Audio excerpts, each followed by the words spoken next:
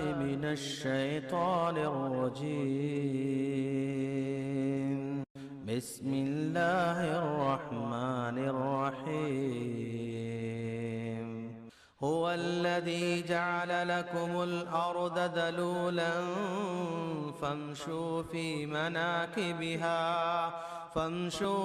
مناكبها وكلوا من رزقه وإليه النشور.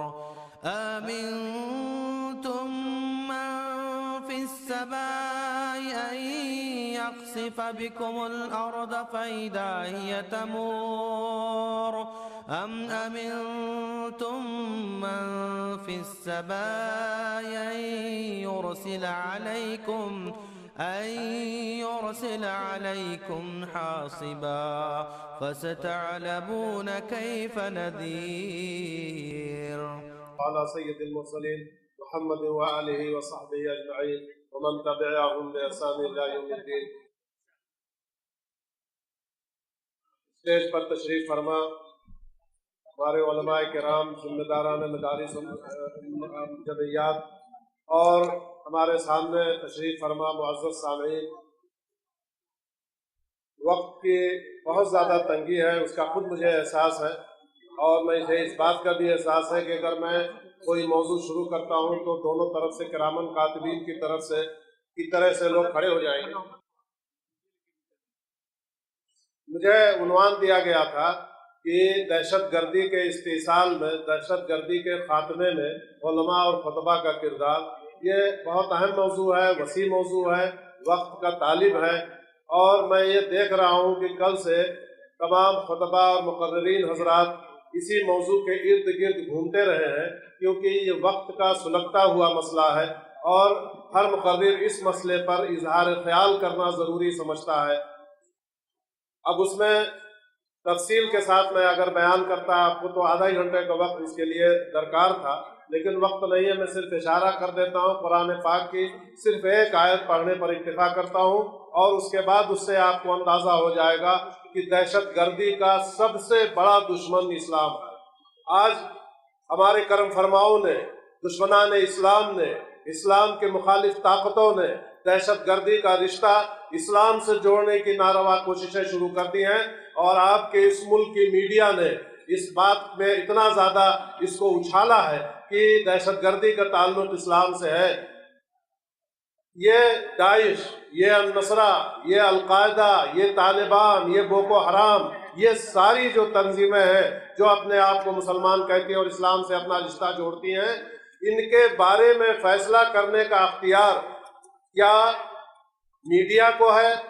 اس ملک کی وزارت داخلہ کو ہے، یہاں کی انتہا پسند تنظیموں کو ہے، یا مسلمانوں کو ہے اور محبت وحی سعودی عربیہ کو ہے، یہاں کے مفتیان کرام کو ہے، یہاں کے علماء دین کو ہے، یہاں کے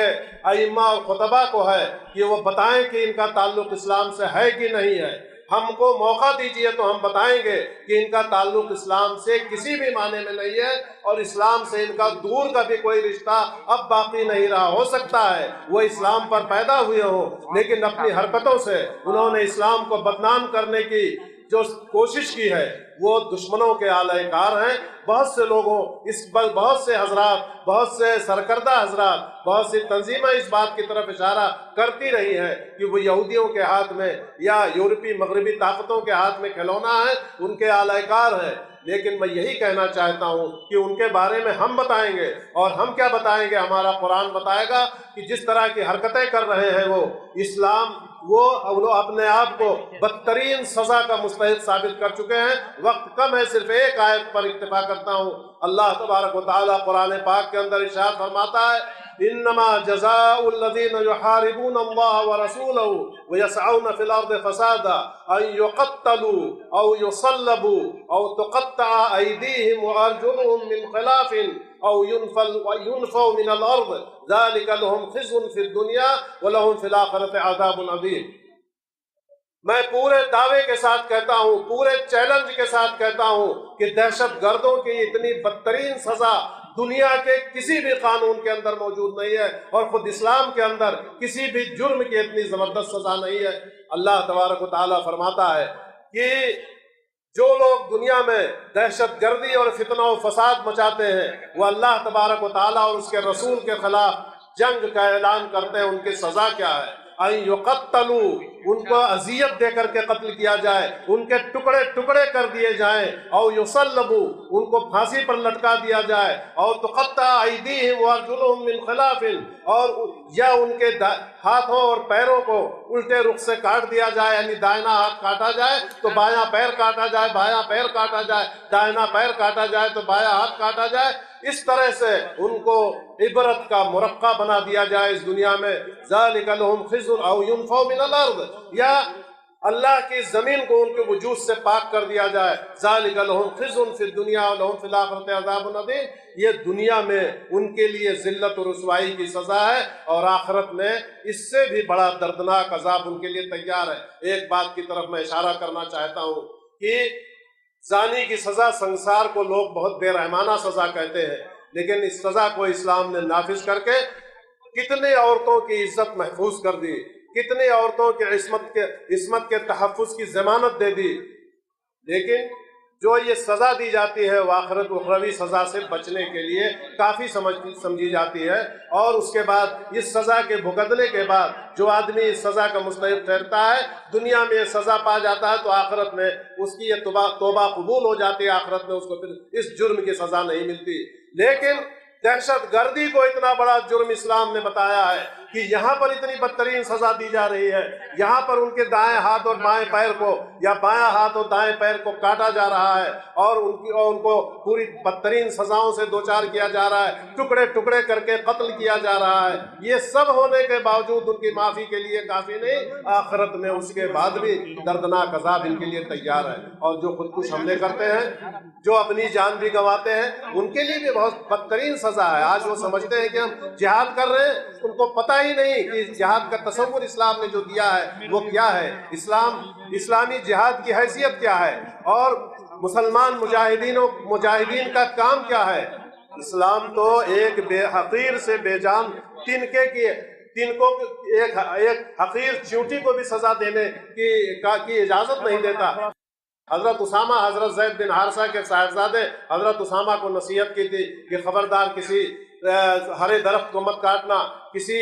کو کوئی اپنے گرجا گھر میں کوئی اپنی عبادت گاہ میں اگر چھپ گیا ہے تو اس کو اذیت مت پہنچانا، عورتوں اور بچوں کے ساتھ تعرض مت کرنا، بوڑھوں کے ساتھ کوئی چھیڑ چھاڑ مت کرنا، ان کو تکلیف مت پہنچانا، اور یہ بہت سی نصیحتیں ایسی کی تھی جو اسلامی تعلیم کا ایک سرچشمہ ہے، اور اس کے بعد اسی پر مسلمانوں کا عمل رہا ہے۔ تو ہمیں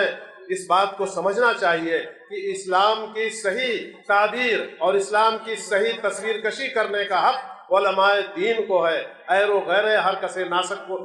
و ناقص کو اس کا حق نہیں ہے کہ اسلام کے بارے میں بتائے۔ تو ہمارے یہاں کی میڈیا زیادہ زور اس کا اس بات پر ہے کہ یہ داعش اور یہ القاعدہ، یہ دہشت گرد تنظیم ہے، یہ مسلمان ہیں، اس لیے ہندوستان کے مسلمان بھی ان سے تعلق رکھتے ہوں گے، جبکہ یہ جھوٹ ہے۔ مسلمان ان کو بار بار کہہ چکے ہیں، علماء دین فتویٰ دے چکے ہیں، ان کا اسلام سے کوئی تعلق نہیں۔ وقت ختم ہو گیا، تھوڑا سا وقت تھا، اس وجہ سے بات کو اچھے ڈھنگ سے نہیں پیش کر سکا۔ اللہ تبارک و تعالیٰ سے دعا ہے کہ